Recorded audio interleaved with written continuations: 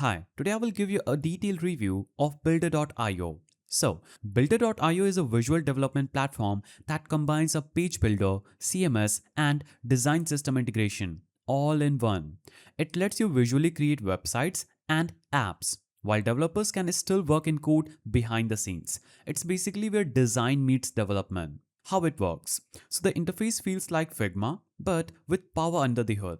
You can drag, drop, edit, and connect real components directly to your site's front-end framework, like React, Next.js, or Vue. You can even import Figma designs and instantly turn them into live editable pages.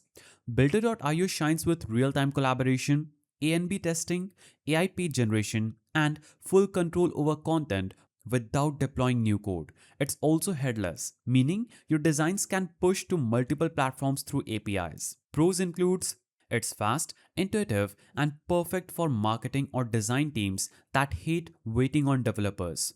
Cons include it can get pricey on higher plans and heavy custom setups still need dev support. But overall, the workflow balance is one of the best in its category. Now, final verdict, Builder.io is ideal for startups, e commerce, brands, and creative teams that want both visual freedom and technical flexibility.